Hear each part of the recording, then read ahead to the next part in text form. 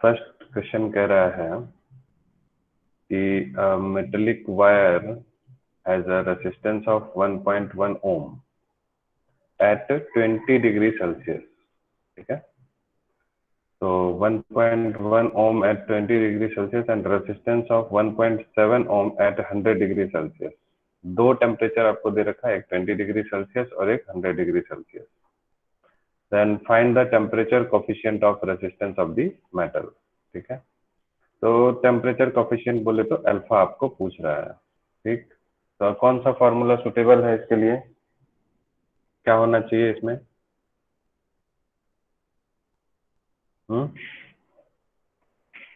RT is equal to R naught 1 plus alpha delta T। हाँ, yes, very good. तो यहाँ पर हम लोग फॉर्मूला लगा देंगे, कौन सा?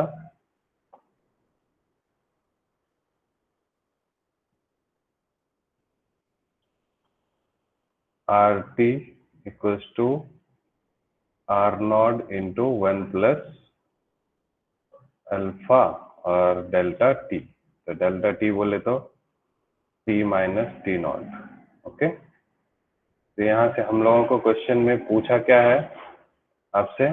क्वेश्चन में क्या पूछा है अल्फा। कि फाइंड द टेम्परेचर कोफिशिएंट, यानी कि अल्फा हम लोगों को चाहिए। ओके, तो यहाँ से हम लोग ये बोल सकते हैं this R T minus R not is equals to R not alpha delta T, यानी T minus T not. Okay, तो अल्फा की वैल्यू यहाँ से क्या हो जाएगी?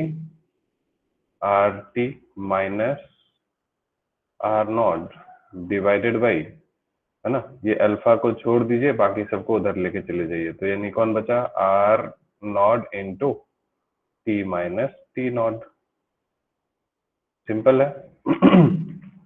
आर टी रेसिस्टेंस है, टेम्परेचर कितना आपको? आर टी यहाँ पर देखिए क्वेश्चन में गिवन है कितना?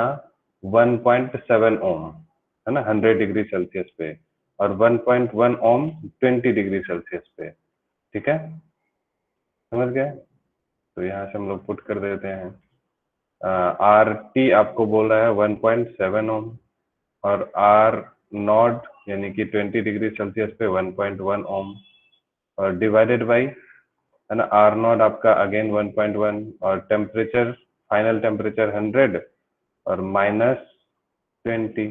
ठीक है, इसको सॉल्व कर लेंगे हम लोग, कर लेंगे आप लोग, अब इसको कोई दिक्कत तो नहीं है इसमें। ऊपर में हो जाएगा 0.6, ठीक है, और डिवाइडेड बाई नीचे 1.1 है ही, और इनटू में 100 माइनस 20 विल बी 80। सॉल्व करेंगे, आपका आंसर आ जाएगा। कोई दिक्कत किसी को? समझने में कोई प्रॉब्लम है? बोलिए ना। No sir. किसी को कोई प्रॉब्लम? ओके, क्वेश्चन नंबर 2 देखिए। ठीक है, आप लोग थोड़ा सा सोचिए कि क्या करना है क्वेश्चन में। क्या बोल रहा है? Tungsten coil has resistance of 12 ohm at 15 degree Celsius. ठीक है, यानी शुरुआत में आपको इनिशियल आपको टेम्परेचर दे रखा है, सॉरी रेसिस्टेंस दे रखा है, यानी इसको हम लोग आर नॉट बोल सकते हैं, और ये हमारा क्या हो जाएगा? टी नॉट, शुरुआत वाला टेम्परेचर। यस और no? if the temperature coefficient of resistance of tungsten, so what is given? This is what? 0.004 degree per celsius per degree celsius. Yes, very good, this is alpha.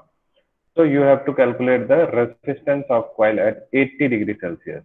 It means it is also given final temperature T. Okay, so आपको R not मालूम है, T not मालूम है, T मालूम है, ठीक है, और R आपको फाइंड आउट करना है, यानी फाइनल टेम्परेचर फाइंड करना है, और अल्फा भी दिया हुआ है। So which formula is suitable for this question? बोलिए।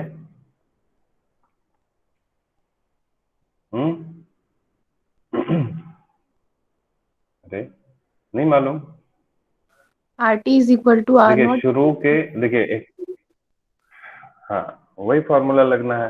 क्योंकि टंगस्टन कॉइल है, उसका शुरू में टेम्परेचर 15 डिग्री सेल्सियस था, 15 डिग्री सेल्सियस पे टेम्परेचर 12 ओम है। अब उसमें बोल रहा है कि अगर उसी टंगस्टन कॉइल का टेम्परेचर 80 डिग्री सेल्सियस है तो टेम्परेचर बढ़ाए तो रेजिस्टेंस बढ़ेगा ना, यस और नो? Yes sir. तो रेजिस्टेंस बढ़ेगा तो हम लोग फिर से वही फॉर्मूला लगाएंगे, R T equals to R naught into 1 plus alpha और डेल्टा टी यानी T minus T not. Okay, तो आर टी आपको फाइंड ही करना है। आर नॉट आपका शुरू में दे रखा है 12 ओम, ठीक है। 1 प्लस अल्फा, अल्फा भी हमने देखा था दिया हुआ है 0.000 या 004, ठीक है, और इंटू में डेल्टा टी, ठीक है। डेल्टा टी फाइनल टेम्परेचर आपका कितना था 80 डिग्री सेल्सियस और इनिशियल टेम्परेचर कितना दिया था 15 डिग्री सेल्सियस, ठीक है। ये क्वेश्चन में आपको गिवन है। ओके, ये देखिए फाइनल टेम्परेचर आपको दे रखा है 80 डिग्री सेल्सियस और शुरुआत में 15 डिग्री सेल्सियस, ठीक है। और ये coefficient of expansion sorry temperature coefficient of resistance 0.004 दिया हुआ है। Okay, so you can solve it 12 into है ना 1 प्लस 0.004 इंटू 65 हो गया, ठीक है। इसको जब आप सॉल्व करेंगे थोड़ा बहुत आगे बढ़ते चले जाएंगे तो 12 इंटू 1 प्लस ये आपको मल्टीप्लाई करके कुछ आता है ना, जो भी आए 65 4 5 जा कितना हो गया 20 और 6 4 जा 26, ठीक है। तो ये हो गया 0.3 डिजिट है तो 0.26 है ना, तो 12 into 1.26 this comes out to be 12 into 1.26। इसको आप मल्टीप्लाई करेंगे तो ये लगभग 15 के आसपास आ जाएगा, ठीक है। तो इसका टेम्परेचर सॉरी अब टेम्परेचर के बढ़ाने से रेजिस्टेंस इसका इंक्रीज करेगा। ओके, समझ आ रहा है? तो इसका आंसर 15 ओम है। एनी प्रॉब्लम किसी को? बोलिए। सर ओके, ठीक है। नेक्स्ट क्वेश्चन देखिए, question number 3। Nichrome heating element, nichrome बोले तो एलॉय है, it is combination of nickel and chromium, connected to 220 volt supply, ठीक है। उसको हमने वोल्टेज सप्लाई दिया इतना, draws initial current of 2.2 ampere, ठीक है। नाइक्रोम की वायर है, उसको 220 वोल्ट सप्लाई जब हमने दिया तो उसका करंट जो है 2.2 एम्पियर आ रहा है, which settles down after few seconds to a steady value of 2 ampere, ठीक है। देखिए एक हीटिंग एलिमेंट, हीटिंग एलिमेंट बोले तो जैसे आपका गीजर हो गया, टोस्टर हो गया, उसके अंदर में प्रेस हो गया, उसके अंदर में एलिमेंट होता है, ठीक है, इंडक्टर कॉइल टाइप का, ठीक है। तो वो हीटिंग एलिमेंट का शुरू में वो 2.2 एम्पियर करंट ले रहा है, लेकिन जैसे उसको हम हीट करेंगे, गर्म करेंगे, तो गर्म होने के बाद धीरे धीरे क्या होता है, उसका रेजिस्टेंस बढ़ता है। अभी हमने देखा था टेम्परेचर कोफिशिएंट ऑफ रेसिस्टिविटी से, मींस हीट करते हैं तो टेम्परेचर इंक्रीज होगा। तो जब उसका टेम्परेचर बढ़ेगा तो रेसिस्टेंस बढ़ेगा, क्योंकि resistance directly proportional to temperature है। तो जब रेसिस्टेंस बढ़ेगा तो करंट अब कम लेगा। तो वोल्टेज सप्लाई उस बेचारे को 220 वोल्ट ही मिल रहा है, लेकिन पहले इसका 2 एम्पियर करंट था और अब उसका फाइनल करंट कितना हो गया है 2 एम्पियर। पहले 2.2 एम्पियर था, अब उसको करंट 2 एम्पियर मिल रहा है। ओके, यहाँ तक बात समझ में आ रही सबको? बोल रहा है कि find the steady temperature of heating element, यानी कि स्टेडी टेम्परेचर यानी कि जो फाइनल टेम्परेचर होगा, यानी कि जब उसको 2 एम्पियर करंट मिल रहा है उस समय में उसका टेम्परेचर कितना होगा, ये हमको बताना है। And the room temperature is 30 degree Celsius. शुरुआत में टेम्परेचर आर नॉट जो है 30 डिग्री सेल्सियस है, and average temperature of coefficient of resistance of nichrome wire is this much, ठीक है। ये आपको अल्फा दे रखा है, ओके, टेम्परेचर कोफिशिएंट। तो अगेन आई थिंक वही सेम फॉर्मूला लगना चाहिए, लेकिन यहाँ पर आपको क्या है, पहले R1 और R2 शुरुआत वाला करंट और फाइनल वाला शुरुआत वाला रेसिस्टेंस और बाद वाला रेसिस्टेंस पहले हम लोग एक काम करके निकाल लेते हैं, ठीक है। तो 220 वोल्ट है, शुरू में 2.2 एम्पियर था, बाद में 2 एम्पियर है। ओके, इसको हम लोग करते हैं। तो क्वेश्चन नंबर 3 में आपको पहले हम लोग R1 निकाल लेते हैं। वोल्टेज तो सेम दिया है, वोल्टेज अपॉन में I1, ठीक है। शुरू वाला वोल्टेज आपको क्वेश्चन में ऑलरेडी गिवन है, 220 वोल्ट फिक्स्ड है। शुरुआत में करंट था आपका 2.2 एम्पियर, ठीक है। जब आप इसको सॉल्व करेंगे 2.2 यहाँ से एक जीरो हटेगा, ठीक है, तो 222 से ये 100 ओम आ जाएगा। तो शुरुआत में उसके पास बेचारा का जो रेसिस्टेंस है वो 100 ओम है। उस समय में आपको टेम्परेचर कितना दे रखा था, 80 naught, this is equal to 30 degree Celsius आपको गिवन था क्वेश्चन में, ठीक है। यानी हम लोग ये कह सकते हैं कि 30 डिग्री सेल्सियस पे रेसिस्टेंस आपका कितना है, 100 ओम है। बाद में फिर क्या बोला, उसका जब हीट हो गया तो उसका जो रेसिस्टेंस है वो हो गया आपको R2 that is equal to V upon I2 and it comes out to be 220। Final current कितना था बताइए क्वेश्चन में? 2.0 करंट कम हो गया था ना, 2 एम्पियर आ गया था, 2.0 है ना। तो जब आप इसको सॉल्व करेंगे तो ये हो गया आपका 110 ओम, ओके। ये इससे कटेगा 2 से 11, ठीक है, तो 110 ओम। तो ये आपसे यही पूछ रहा है कि जो फाइनल आपका टेम्परेचर है किस टेम्परेचर पे ये है ना 110 ओम आया, ये आपसे क्वेश्चन में पूछ रहा है। आ रही बात समझ में सबको? कोई दिक्कत? यही पूछ रहा है कि 110 ओम इसका टेम्परेचर कैसे आया, ठीक है। तो हम लोग अब सॉल्व कर लेंगे इसको। R2 यानी ये टेम्परेचर चाहिए, अल्फा भी आपको गिवन है, तो अब हम लोग इसको प्रोसीड करते हैं। RT equals to again R0 into 1 plus alpha T minus T0, okay, ठीक है। तो RT आपको ऑलरेडी क्वेश्चन में गिवन है। एक काम करते हैं, पहले हम लोग T minus T0 final temperature पूछ रहा है, तो इस फॉर्मूले को थोड़ा सिंप्लीफाई कर लेते हैं। RT माइनस R0 है ना is equals to R0 into alpha equals to T minus T0।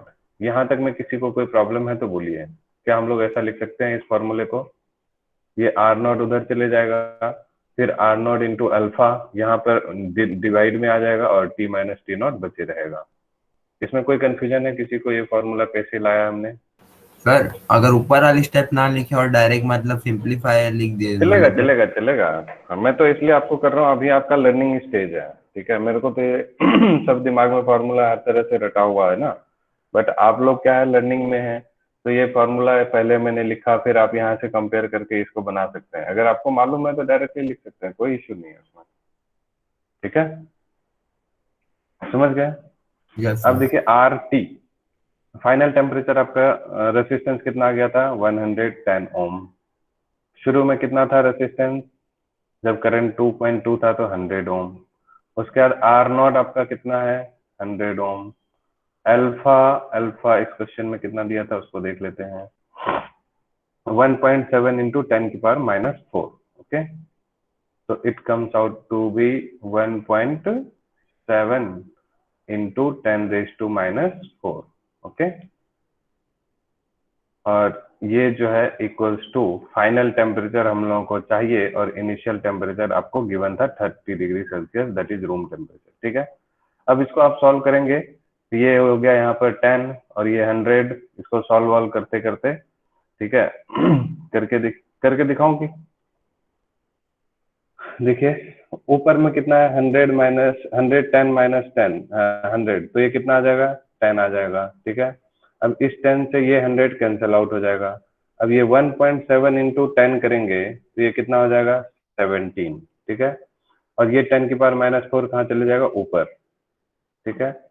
तो ये हो गया T माइनस 30 तो था ही, ठीक है। ऊपर में हो गया 10 की पावर 4 और डिवाइडर में हो गया कितना, 17, ठीक है।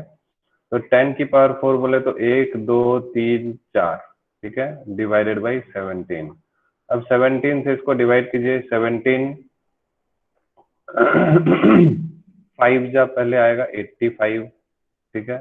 फिर यहाँ पर बचेगा कितना, 15, 100 से ये घटेगा ना, 17 5 जा 85, तो यहाँ से बचेगा 15 और 0, ठीक है। तो 17 8 जा 153 होता है, ठीक है, हाँ सॉरी 136 होता है, 79 जा 153 हो जाएगा, तो 150 से नीचे लेना है, ठीक है। तो फिर ऐसे ही होगा, फिर एक और जीरो आएगा तो आप समझ सकते हैं, तो एक और 8 आ जाएगा यहाँ पे, ठीक है, लगभग लगभग 588 आएगा। t माइनस 30 के बराबर इतना है, तो t इक्वल्स टू कितना हो गया ये 588 प्लस में 30, इसको आप सॉल्व करके देखेंगे, it comes out to be 8, 8 और 3 11 और 6, तो final temperature is 618 degree Celsius. Okay, so I hope इसका आंसर उतना ही दिया हुआ होगा क्वेश्चन में, 618 डिग्री सेल्सियस, ठीक है। आ रहा समझ में सबको, कोई इशू, कोई प्रॉब्लम है? No, sir. ठीक है, नेक्स्ट देखिए क्वेश्चन नंबर 4, ठीक है। क्वेश्चन नंबर 4 क्या कर रहा है, temperature coefficient of resistivity of copper, यानी कि अल्फा आपको गिवन है, ठीक है, समझ आ रहा है। Find the resistance of 5 meter long copper wire, यानी कि आपको लेंथ गिवन है, ओके, जिसका डायमीटर है 0.2 mm, यानी रेडियस यहाँ से आप बोल सकते हैं कितना हो जाएगा, रेडियस इज 0.1 mm, ठीक है, 0.1 मिलीमीटर हो जाएगा। एंड एट 100 डिग्री सेल्सियस, यानी कि आपको फाइनल टेम्परेचर भी मालूम है, सॉरी फाइनल टेम्परेचर हुआ कि क्या हुआ, रेसिस्टेंस, हाँ फाइनल टेम्परेचर 100 डिग्री सेल्सियस पे कितना टेम्परेचर होगा, कितना रेसिस्टेंस होगा ये पूछ रहा है। If the resistivity of copper at 0 degree Celsius, यानी कि टी नॉट आपका कितना है क्वेश्चन में दिया हुआ, शुरू में टेम्परेचर 0 डिग्री सेल्सियस है, ठीक है, फाइनल टेम्परेचर आपका 100 डिग्री सेल्सियस है, ये सब बातें आपको दी हुई है, और रेसिस्टिविटी भी आपको कॉपर का दिया हुआ है, ठीक है, रो भी आपको मालूम है, ओके। तो हम क्या करेंगे, अब कौन सा फॉर्मूला लगाना चाहिए रेसिस्टेंस फाइंड करने के लिए, बताइए जरा आप लोग, ये थोड़ा सा हटके है लीक से क्वेश्चन। Rho T equals to rho naught. हाँ वेरी गुड, क्योंकि आप देखिए ध्यान से, ये जो क्वेश्चन में दिया हुआ है टेम्परेचर कोफिशिएंट ऑफ रेसिस्टेंस नहीं दिया हुआ है, ये क्या है, रेसिस्टिविटी दिया हुआ है, ओके, यानी कि हम लोग को rho T equals to rho naught into 1 plus alpha delta T वाला लगाना पड़ेगा, ठीक है, ताकि यहाँ से हम लोग को रेसिस्टिविटी फाइनल टेम्परेचर, क्योंकि आपसे देखिए क्या पूछ रहा है, find the resistance of long 5 meter long copper wire, तो रेसिस्टेंस का फॉर्मूला क्या होता है, रो एल अपॉन ए, ठीक है, तो एल हम लोगों को मालूम है, एरिया हम लोग इस वायर का डायमीटर दे रखा है, तो उससे हम लोग एरिया फाइंड आउट कर लेंगे, ठीक है, और रेसिस्टिविटी हम लोग को कितने टेम्परेचर पे चाहिए, 100 डिग्री सेल्सियस पे, लेकिन क्वेश्चन में क्या है 0 डिग्री सेल्सियस पे आपको रेसिस्टिविटी गिवन है, तो कॉपर वायर है, तो इसका 0 डिग्री सेल्सियस पे रेसिस्टिविटी गिवन है, तो जैसे ही हम इसको 0 से 100 डिग्री सेल्सियस तक जैसे ही टेम्परेचर बढ़ेगा, तो इसकी रेसिस्टिविटी भी चेंज होगी, तो 100 डिग्री सेल्सियस पे जो रेसिस्टिविटी है उसको हम यहाँ पर पुट करेंगे, लेंथ और एरिया वही रहेगा, तो इससे हमारा फाइनल रेसिस्टेंस निकल जाएगा। तो पहले हम लोग क्या करेंगे, रो टी वाला फॉर्मूला लगा के, है ना, चलिए करते हैं इसको सॉल्व।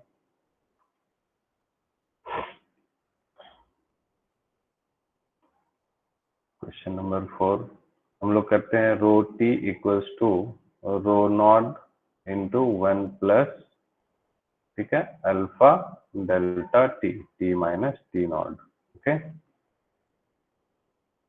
तो रो नॉट आपको ऑलरेडी क्वेश्चन में गिवन था, कहाँ गया, दिस इज इक्वल्स टू कितना, 1.7 इंटू 10 की power minus 8, 1.7 into 10 raise to minus 8, okay, into 1 plus alpha, alpha आपको क्वेश्चन में गिवन है 0.004, है ना, पर डिग्री सेल्सियस 0.004, 0.004, और T minus T not final temperature आपका कितना है 100 माइनस इनिशियल टेम्परेचर कितना है 0।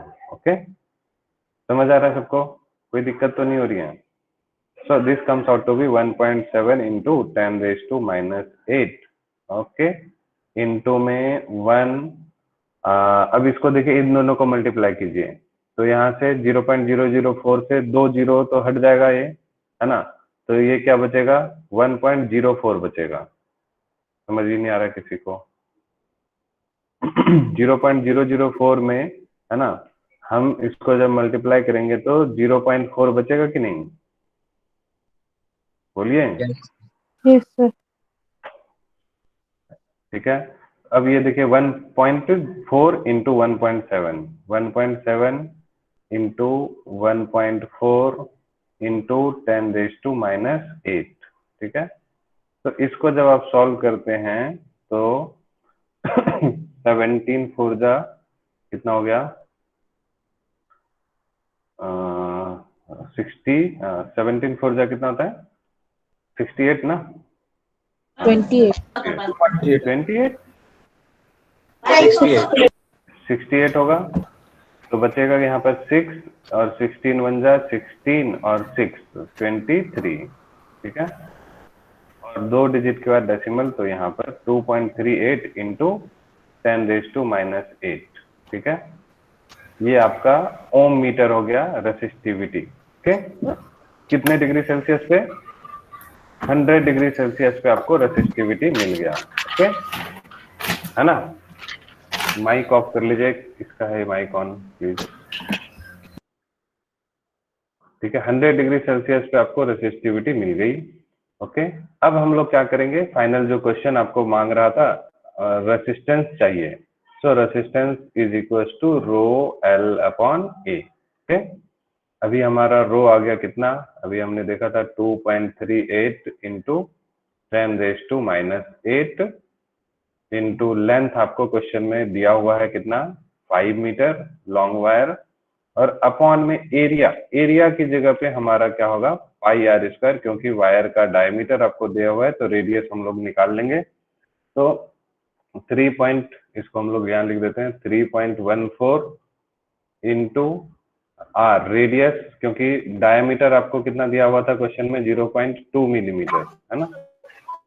ठीक है, तो रेडियस कितना हो जाएगा 0.1 मिलीमीटर।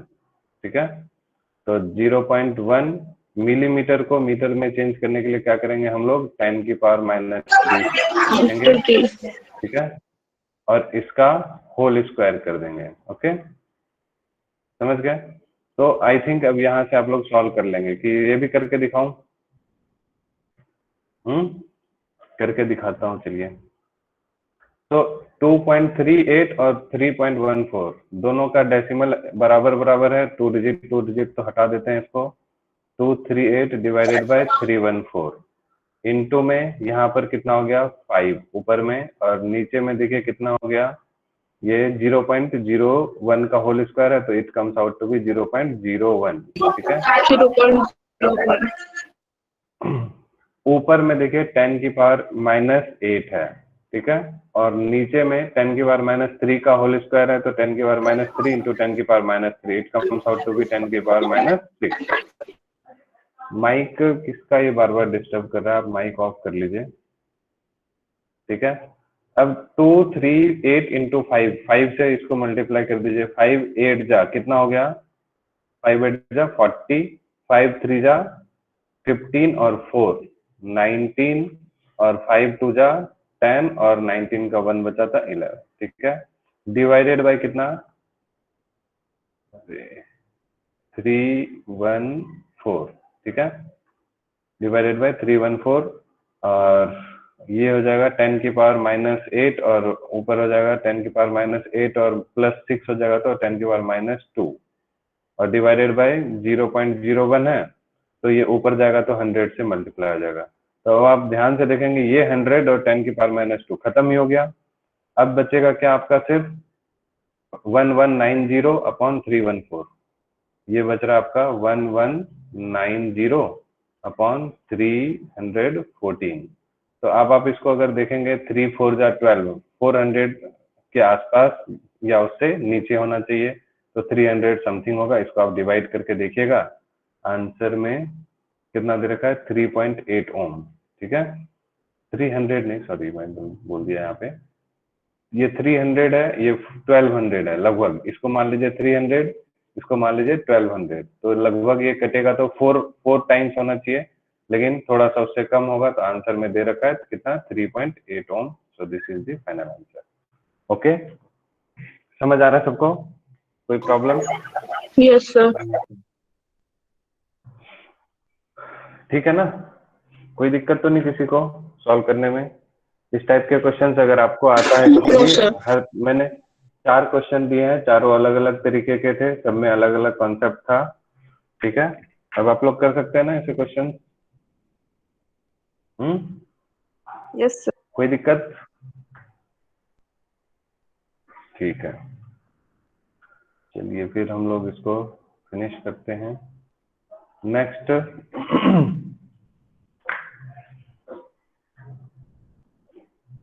हम लोग नेक्स्ट टॉपिक स्टार्ट करते हैं। ठीक है,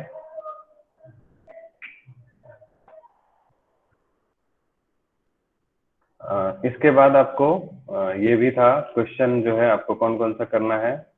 ठीक है, एनसीईआरटी की बैक एक्सरसाइज में आप जाएंगे। ठीक है, इस टॉपिक के बाद आपको एक्सरसाइज का क्वेश्चन नंबर 3.5, 3.6, 3.7, 3.8, ठीक है, ये 4 क्वेश्चन जो है बैक एक्सरसाइज में, ये आपको चारों सॉल्व करना है। ठीक है, अगर आपकी इच्छा है इसी नोट्स के आगे, इस असाइनमेंट को सॉल्व करने के आगे करना है तो कर सकते हैं, या फिर जब आप एनसीईआरटी की बैक एक्सरसाइज कर रहे होंगे साथ साथ वहां पे आप कर सकते हैं। दोनों में से जहाँ एक बार करना है, या तो यहाँ कीजिए या तो वहां कीजिए, तो वो आपके ऊपर डिपेंड करता है कैसे करना है। ठीक है, तो ये दोनों एग्जाम्पल भी आपको कल करवा ही दिए थे हम लोग, 3.3 और 3.4। ठीक है, so next we start electrical energy and power. Okay, तो हम लोग इसमें इसको समझने के लिए हम लोग ऑलरेडी ये सब चीजें 10th में पढ़ चुके हैं। ठीक है, लेकिन फिर भी हम लोगों को इससे रिलेटेड थोड़ा बेसिक कॉन्सेप्ट सीख लेते हैं, कैसे होता है क्या होता है। वहां पर हम लोग डायरेक्टली ये देखते थे फॉर्मूला है, ठीक है, बट अभी हम लोग देखेंगे कैसे ये कॉन्सेप्ट बना है। ठीक है, तो हम लोग एज्यूम कर लेते हैं एक कंडक्टर है, इस कंडक्टर के 2 एंड पॉइंट्स हैं। ठीक है, A and B. Okay, there are 2 and points of a conductor, this is A and this is B. Then in which a current I is flowing from A to B. I current जो है A से B की तरफ flow कर रहा है। The electric potential at A and B are denoted by A पे जो इलेक्ट्रिक पोटेंशियल है this is equals to VA and B पर जो इलेक्ट्रिक पोटेंशियल है this is VB। Then यहाँ तक में कोई दिक्कत नहीं है। अब ये करंट जो है A से B की तरफ फ्लो हो रहा है, तो अब आप लोग ये बताइए कि पोटेंशियल ए पे ज्यादा होगा या बी पे ज्यादा होगा? किस पे ज्यादा पोटेंशियल होगा? बोलिए। सर ए पे ज्यादा होगा, या तो सेम होगा दोनों साइड। यस, क्योंकि क्या होता है, current always flows from higher potential to lower potential. ठीक है, समझ गए ना? जैसे ये जैसे आपने 10th में पढ़ रखा होगा।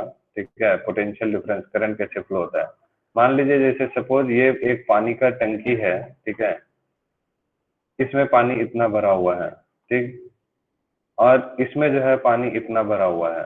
ठीक है, ओके, अब इस दोनों को एक पाइप से हमने कनेक्ट कर दिया। ठीक है, दोनों को हमने एक पाइप से कनेक्ट कर दिया। ओके, ये है आपका ए, ये है बी। ठीक है, तो पानी किधर से किधर जाएगा? ए से बी में जाएगा या बी से ए में जाएगा? बताइए। ए से बी। ए से बी में। क्यों ए से बी में जाएगा? इसमें ज्यादा पानी। ज्यादा पानी नहीं, उसको हम लोग कैसे बोलते हैं इन टर्म्स ऑफ फिजिक्स? क्योंकि pressure of water in A is greater than the pressure of water in B. तो due to pressure difference water flows from high pressure to low pressure. हवा के साथ भी ऐसा ही होता है, जहां पर कम प्रेशर है तो वहां पर हवा हाई प्रेशर से लो प्रेशर की तरफ आता है। सेम वे इलेक्ट्रिसिटी में जो करंट फ्लो होता है वो किधर से किधर होता है, बोलिए। करंट फ्लो हमेशा किधर से किधर होता है?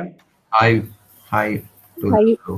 High high Higher High potential to low potential. Potential to low potential, ठीक है। So there is potential difference between A and B. So current flows from A to B. Okay. So can we say that VA minus VB is greater than 0 or less than 0?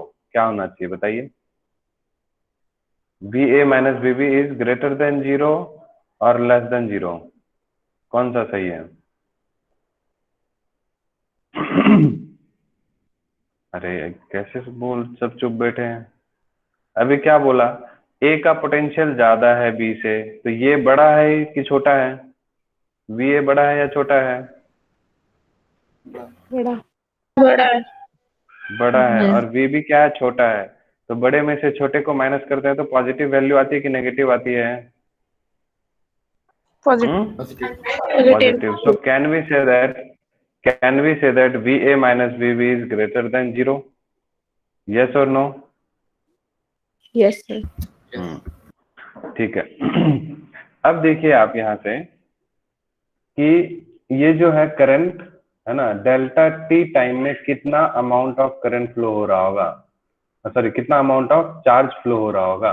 यहाँ से ये current I flow हो रहा है, तो ये कितना charge यहाँ से यहाँ तक उठा के लेके जा रहा होगा। तो delta Q is equals to हम लोग बोल सकते हैं आई इंटू डेल्टा टी। इतना अमाउंट ऑफ चार्ज जो है ये बेचारा लेके जा रहा होगा ए से बी तक, क्योंकि करंट आई इक्वल्स टू क्या होता है? Delta Q upon delta T, ठीक है। तो डेल्टा क्यू इक्वल्स टू क्या हो जाएगा? आई इंटू डेल्टा टी। इतना चार्ज ये ए से बी की तरफ लेके जा रहा होगा, ठीक है। तो जब चार्ज ये लेके जाता है तो इसको चार्ज को एक पॉइंट से दूसरे पॉइंट तक लेके जाने में जो अमाउंट ऑफ वर्क डन होता है उस वर्क डन को हम लोग बोलते हैं पोटेंशियल एनर्जी, ठीक है। इसको सेकंड चैप्टर में पढ़ते हैं हम लोग, पोटेंशियल एनर्जी। वैसे भी आप लोग सीधा जानते होंगे कि वर्क डन जो है पोटेंशियल एनर्जी, काइनेटिक एनर्जी सब आपस में इंटर रिलेटेड है, ठीक है। तो दिस हम लोग ये भी फॉर्मूला पढ़े थे, work done is equal to work potential difference. क्या होता था? Work done in bringing unit positive charge from infinity to any point. तो पोटेंशियल का फॉर्मूला होता है दिस वर्क डन अपॉन में चार्ज। तो वर्क डन इक्वल टू क्या हो जाएगा? क्यू इंटू में V, and this work done is almost equal to potential energy. तो potential energy is equal to क्या हो जाएगा? डेल्टा क्यू इंटू में वी, ठीक है। चार्ज इंटू में पोटेंशियल को हम लोग वर्क डन बोलते हैं, और work done is stored in the form of potential energy, ठीक है। तो चेंज इन पोटेंशियल एनर्जी क्या हो जाएगा? यानी कि डेल्टा यू, ठीक है। Change in potential energy delta U is equal to final potential energy minus initial potential energy, ठीक है। तो फाइनल पोटेंशियल एनर्जी क्या हो गया? चार्ज तो सेम था, Q इंटू में फाइनल कहाँ पे गया? V A पर, potential energy at, sorry final point क्या है? B, तो V B, okay, minus initial potential energy delta Q into में V A, ठीक है। यहाँ से आपका आप देख सकते हैं डेल्टा Q जो है आपको कॉमन आ रहा है VB माइनस VA, ठीक है।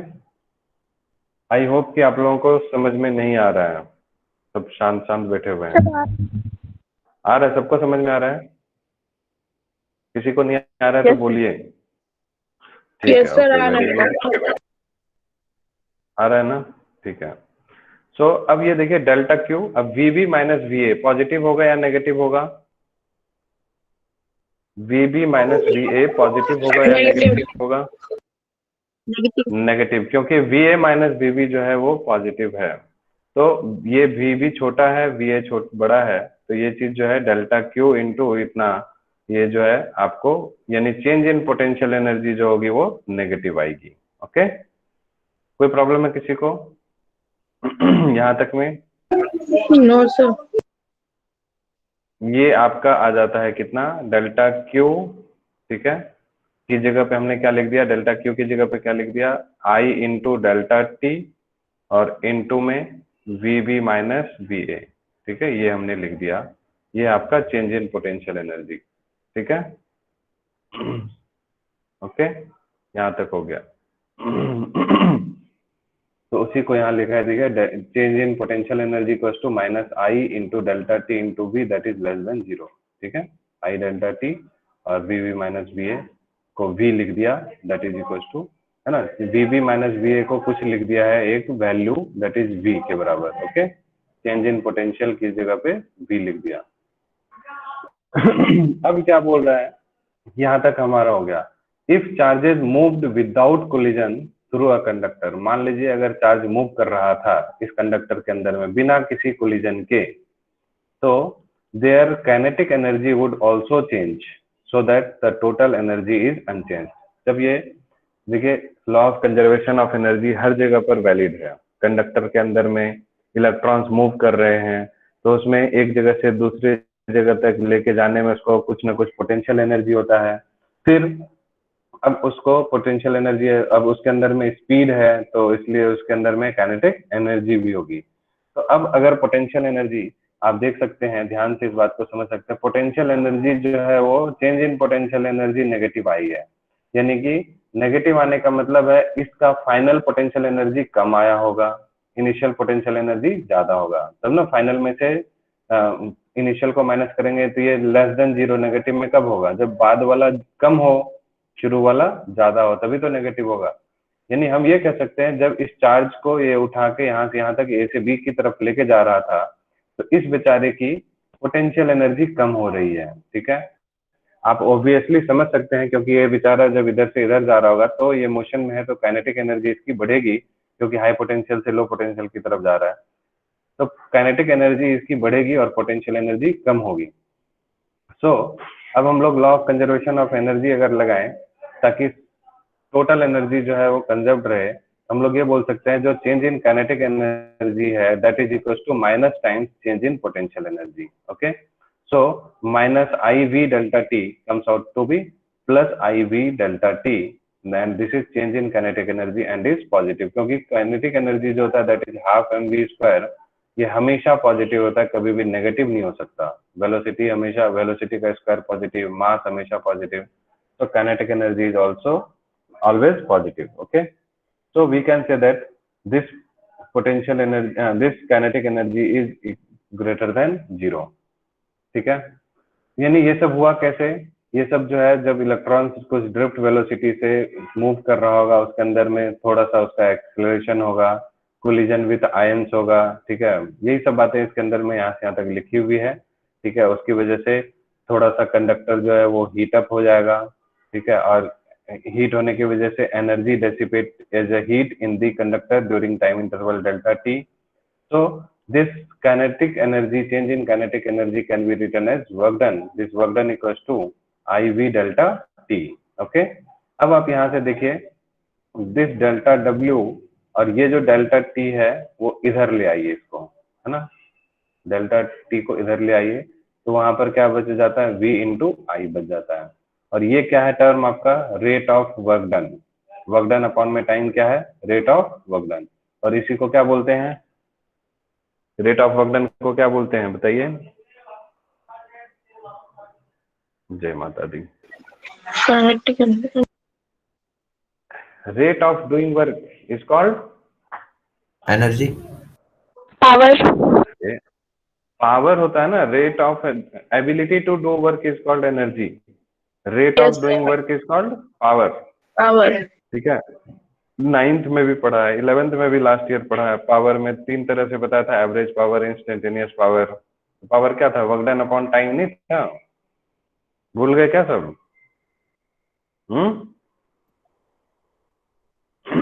तो वर्क डन अपॉन में टाइम क्या हो गया आपको, पावर, ठीक है, और this power equals to I into V, ये है आपका पावर का फॉर्मूला। यहाँ से अभी हम जब इसके पहले न्यूमेरिकल्स करते थे उसमें भी यूज करते थे power equals to V into I, याद है, I की वैल्यू निकालते थे that is equals to P upon V होता था, ठीक है, वो सब कहाँ से आया, इसी से आया, ठीक है, क्लियर है। 10th में हमने सीखा था सिर्फ जो है पावर इक्वल्स टू VI होता है, बट ये जो डेरिवेशन है कैसे कैसे आया, इसको आपको समझ में आया?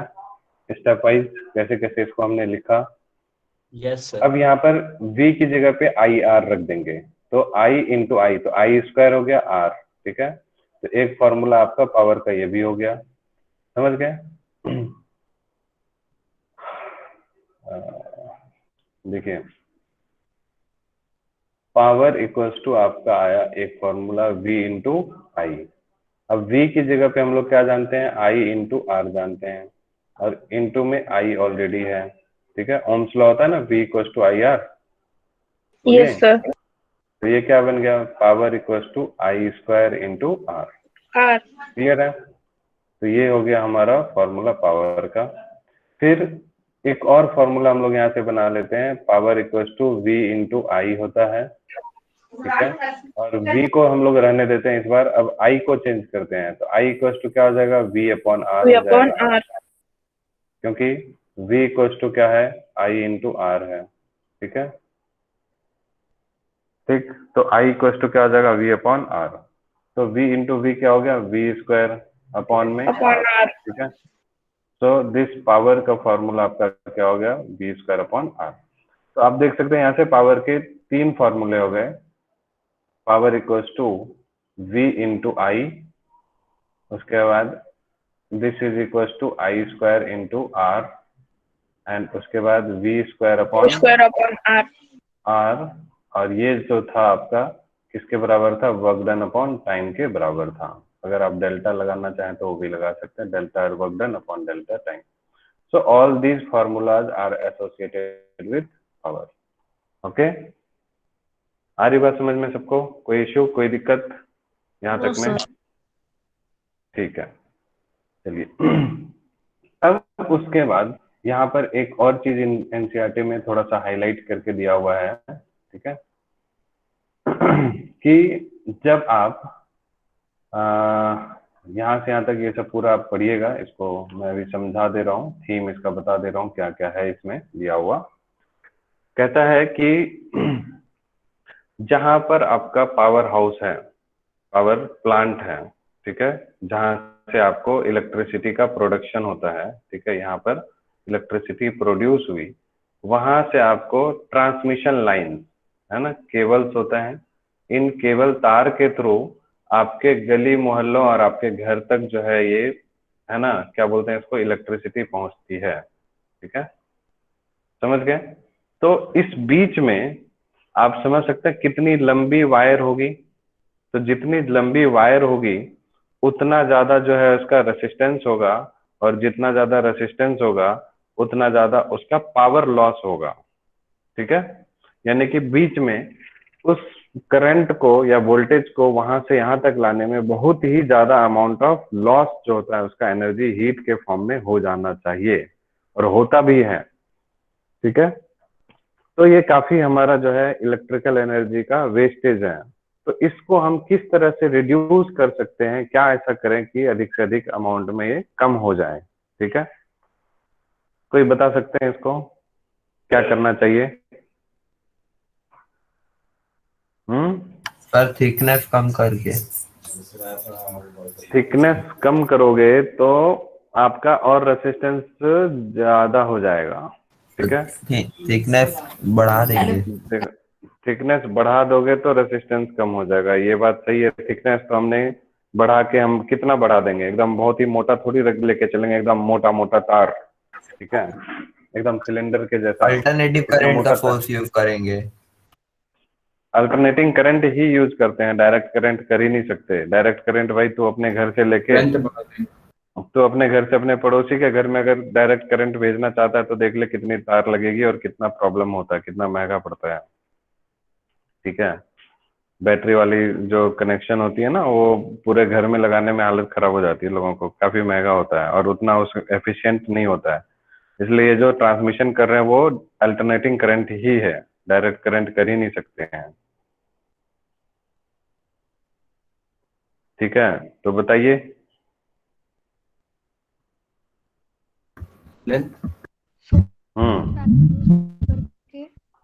हाँ, क्या बोल रहे हैं? Sir solar panel. Solar panel तो वो हमारा अल्टरनेट ऑप्शन हो गया ना। सोलर पैनल अभी हमारे जो गवर्नमेंट है और हम जो है अभी अगर कल आ जाए ये न्यूज में कि इस शहर में जितने भी लोग हैं सबको सब जो है सोलर पैनल लगाइए, यूज करना शुरू कीजिए, तो क्या कल से सब कोई चला लागू कर देंगे, सब चालू कर लेंगे? क्योंकि हर किसी के लिए अफोर्डेबल नहीं है वो। ठीक है, सोलर पैनल काफी महंगा होता है। ठीक है, इतना सस्ता नहीं होता है कि आप उसको आराम से खरीद सकें, और इस देश में गरीबों की संख्या बहुत सारी है। ठीक है, तो इसलिए ये प्रैक्टिकली अभी जो है इस देश में पॉसिबल नहीं है कि कंप्लीट जो है हम लोग सोलर का इस्तेमाल कर सकें। ठीक है, तो अभी हम लोगों को ये ट्रांसफार्मर पावर हाउस जहाँ इलेक्ट्रिसिटी प्रोड्यूस होती है वहां से अपने घरों तक इलेक्ट्रिसिटी लाने के लिए यही तरीका अपनाना ही पड़ता है। तो इस तरीके में, ठीक है, हम क्या ऐसा करें कि हमारा पावर लॉस पूरे रास्ते में ट्रांसमिशन केबल से बहुत ही कम हो। ठीक है, तो उसके लिए क्या करते हैं हम लोग, ठीक है, कि पावर लॉस कम हो। तो अभी आपने देखा कि अगर मान लीजिए V is the voltage across resistance, यानी जो वायर है, and I is the current through it, then power equals to V into I. यहाँ तक में कोई दिक्कत है? नहीं है। अब जो कनेक्टिंग वायर होता है पावर स्टेशन से लेके डिवाइस तक, यानी हमारे घर के अंदर में जो अप्लायंसेस होते हैं वहां तक, ठीक है, हैज अ फाइनाइट रेसिस्टेंस। उसको हम कुछ अपना एक वायर जो है उसका रेसिस्टेंस को कुछ मान लेते हैं, that is RC, resistance of cable. The power dissipated by connecting wires which is wasted is PC। ठीक है, जो पावर डिसिपेट हो गया, यानी केबल के थ्रू जितना भी पावर गया, पावर लॉस हुआ, उसको पावर डिसिपेशन बोलते हैं, उसको हमने PC से डिनोट कर दिया। ठीक है, अब अभी हमने पढ़ा था formula power is equal to I square into R, पढ़ा था। तो आई तो हमारा जो है ये जितना भी करंट फ्लो होगा सर्किट में वो है, और आर जो है वो, क्योंकि केबल का हमने पावर लॉस देखा है तो आर की जगह पे RC रखेंगे। ओके, अब अभी हमने और एक फॉर्मूला यहाँ से देखा था, power equal to V into I. So you can write from here I equals to P upon V. So we can write here P upon V. So we can say that P square upon V square, ठीक है, into RC। ठीक है, ये है। अब इस equation में, ठीक है, पावर वेस्टेज जो है वो डिपेंड कर रहा है किस पे? इनिशियल जो उसका केबल का जो पावर है, वोल्टेज कितना लेके जा रहा है, और रेसिस्टेंस ऑफ केबल।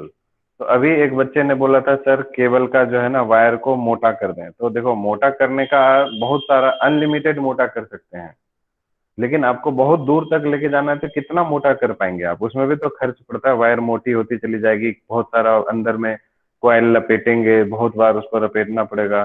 तो इसलिए वायर की जो है मोटाई को आप एक हद तक जो है बढ़ा सकते हैं। ठीक है, तो केबल का जो रेसिस्टेंस होगा वो फिक्स होगा एक अपने, क्योंकि R is equal to rho L by A होता है। अब रो में भी हम लोग ऐसा रेसिस्टेंस यूज करेंगे, रेसिस्टिविटी यूज करेंगे जो काफी कम हो, ताकि रेसिस्टेंस कम से कम रहे। ठीक है, उसके बाद एरिया, यानी कि कुछ मैक्सिमम थिकनेस जितना हम लोग कर सकते हैं उतना कर देंगे। ठीक है, लेंथ भी, लेंथ तो फिक्स है, यहाँ से पावर स्टेशन से लेके आपके घर तक जाना है, लेंथ में आप कुछ नहीं कर सकते हैं। ठीक है, ये सब हमने कर दिया, रेसिस्टेंस ऑफ केबल हो गया कुछ। ठीक है, ठीक है, अब यहाँ आप देखेंगे कि ये जो है this power inside the cable, dissipated inside the cable is inversely proportional to V square. ठीक है, हम सबसे अच्छा काम क्या कर दें? इनवर्सली प्रोपोर्शनल, यानी कि अगर हम इस वोल्टेज को बढ़ा दें, बहुत ज्यादा रखें, तो पावर क्या होगा? लॉस कम होगा। समझ आ रहा है कि नहीं? Yes sir. ठीक है, तो इसलिए सबसे आसान तरीका यह है कि हम यहाँ से वोल्टेज को, बहुत ही ज्यादा वोल्टेज को यहाँ से उठाएं और यहाँ से यहाँ तक लेके आए। तो जितना ज्यादा वोल्टेज होगा, है ना, उतना पावर का लॉस कम होगा। ठीक है, तो इसलिए जो ये वोल्टेज है, यहाँ से आप लोग देखे होंगे, सुने भी होंगे, 11,000 वो वोल्ट की वायर जा रही है, 440 वोल्ट का तार जा रहा है ना? सुने कि नहीं? 11,000, 44,000 ऐसे करके आप लोगों ने सुना होगा, है ना? ये जो तार जा रही है आपके घर के बगल से, या जो पोल्स पे जो तारे जाती है, वो उसमें जो वोल्टेज होता है वो काफी ज्यादा होता है, 11,660 वोल्ट, 440 वोल्ट ऐसे करके होता है। ठीक है, समझ आ रही बात? तो ये जनरली 11,000 या उसके मल्टीपल्स में रहता है। ठीक है, हाई वोल्टेज। ठीक, तो यानी कि आपने क्या किया, वोल्टेज बहुत ही ज्यादा उठा के लिया।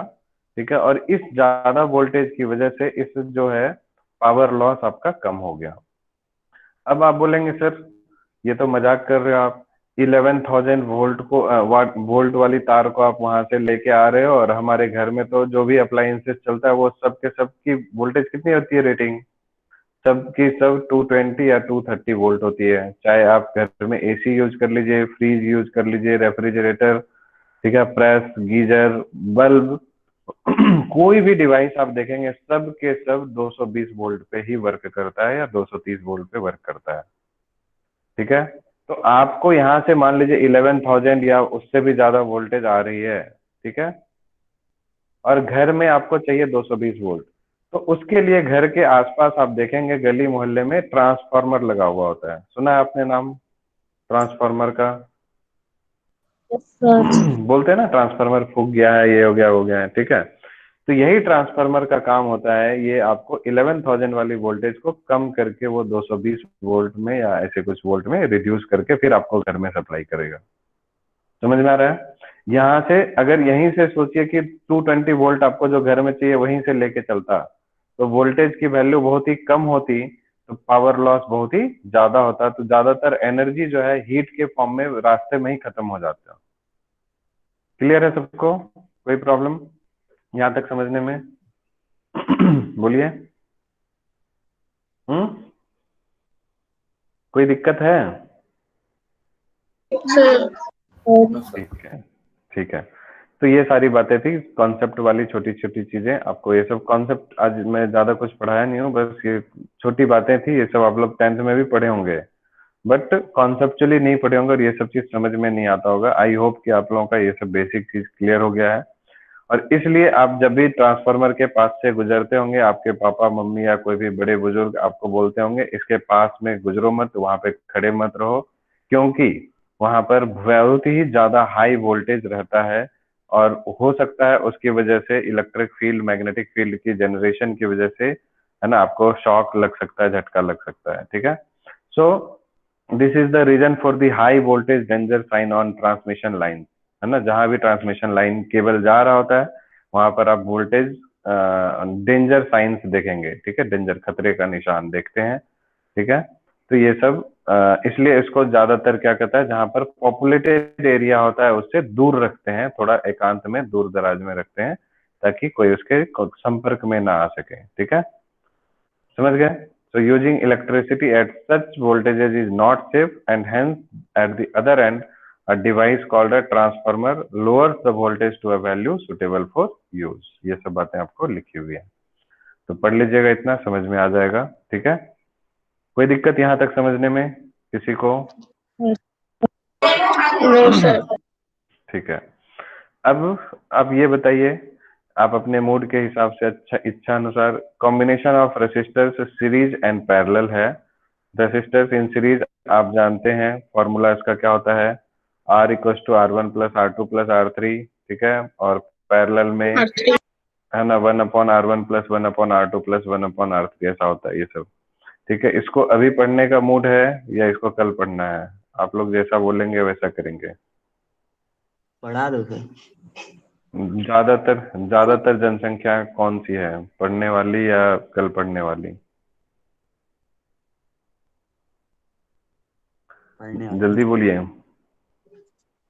Sir, sir. कल करना है? ओके, ठीक है, ठीक है, कोई बात नहीं है, तो हम लोग इसको कल कर लेंगे। ठीक है, आज इतना ही रहने देते हैं।